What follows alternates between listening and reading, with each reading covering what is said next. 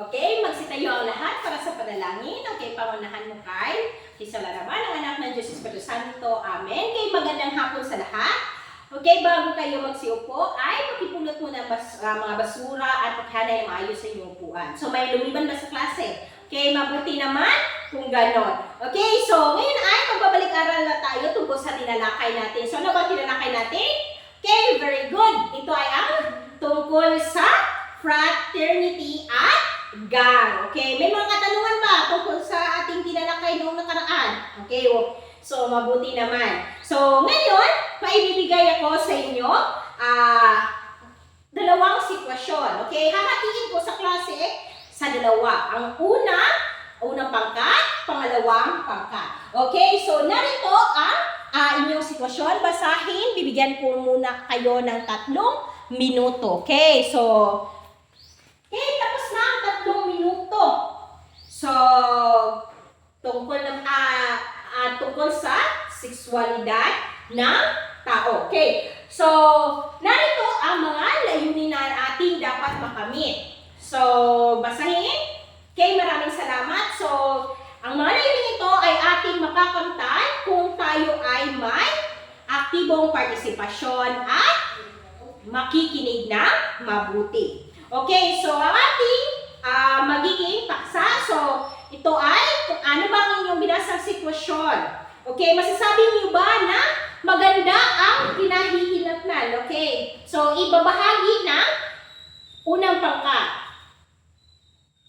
Okay, maraming salamat. Palakpakan. Pangalawang pangkat. Okay, maraming salamat. Pangalawang pangkat. Okay, kamusta naman ang activity natin ginawa? Okay, maraming salamat. So, ito ay tungkol sa sexualidad ng tao. So, gaano mahalaga ito na mapaghandaan natin ang pagdadalaga at pagbibinata? Okay, so dapat nating pahalagahan ang pagdadalaga at pagbibinata. So, nagbabago na ang ating katawan. So, may mga pagbabagong nagaganap. Okay, so may mga katanungan ba? Okay, maraming salamat dahil wala na. Okay, so narito ang tatalakayin natin ang sex o libido. So una, yung tunang pagdadalaga at pagbibinata. May pagbabago sa iyong katawan na naging dahilan sa pagpukaw ng interes sa katapat na kasarian. So nagkakaroon tayo ng pagbabago. So sa tamang panahon, so, kayo ay nasa proseso pa lamang. So, sa tamang panahon, lilisanin nyo na ang iyong tahanan at magkakaroon na kayo ng paghahanap ng iyong magiging katapat at magkakaroon ng inyong sariling pamilya. Okay, so yan ang nangyayari. Okay, pangalawa, ang sexual na pagnanasa sa tao ay maaari ninyong supilin o hayaang mangibabaw sa iyo pagkatao. So, natural lamang ito. So, sapagkat nagkakaroon kayo na kung hahayaan ang ibabaw ito, maaring mangyari o magbunga ng kakulangan ng inyong pagkatao or maging sanhi na abnormalidad sa sexualidad na orientasyon. So, maaring maging ganyan. Okay, next. Hindi maaaring ikumpara ang katutubong simbuyong sexual ng hayop sa sexual na pagdanasa ng tao. So, ang instinct ng hayop ay magkaiba. So, mayroon silang tinatawag na automatikong kilos or reflex mode na nangangailangan ng kamalayan. Kaya kapag sa ganitong panahon, hindi mo sila naaawat. So, nagkakaroon na ang hayop ay likas talaga ito sa kanila. So, nakita niyo naman yung mga aso. So, hindi mo sila maawat. Gagawin nila kung ano ang kanilang nagkakaroon ng pagtaas ng kanilang sexual. So, iba naman sa tao. So, isa lamang ang layunin ng sexual na papanatili ng kanyang uri. Okay, naiintindihan ba?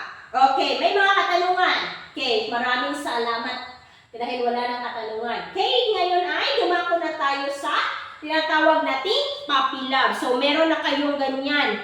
Okay, so yan, tinatawag nating puppy love. So, kadalasan pinagkakamalang tunay na pagmamahal. So, hindi yan tunay na pagmamahal ang puppy love sapagkat maaring magbabago pa rin ang iyong damdamin sa isang tao. So, napagkakamalan nito. So, maaring nagsisimula ito ng pundasyon ng pagmamahal, pero kailangan pa rin na integrasyon na nararamdamang sexualidad. So, kailangan na mayroon kayong maramdaman na maaring yan ay isang tunay na pagmamahal. Pero pag sabi natin puppy love, hindi pa ito. So next, ito ay nasa proseso ng paghahanda sa tunay na wagas na pagmamahal at iyo nararamdaman sa paghanga lamang at hindi tunay na pagmamahal. So yun natin tinatawag na crush. So yun ang kadalasang nararamdaman ng babae at lalaki. Yung mga nagbibinata or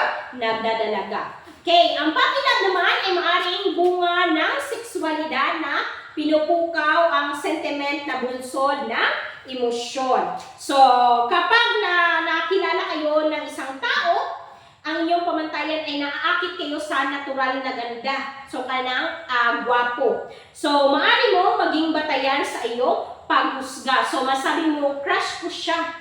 So, yan ay nagsisimula.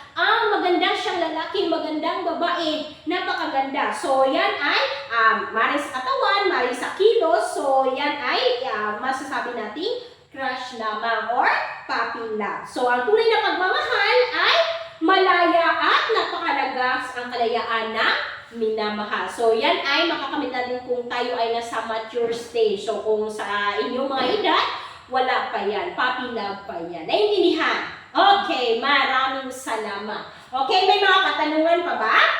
Okay, mabuti naman kung wala na. So, narito ang gawain dahil wala na ang katanungan. So, pakikopya ang table. So, narito ang aking New Year's resolution. So, may halimbawa na nasa itaas kung ano ang inyong gagawin. Kaintindihan ba? Okay, maraming salamat. Okay, may katanungan. Okay, wala na. So, pakipasa ang inyong mga papel.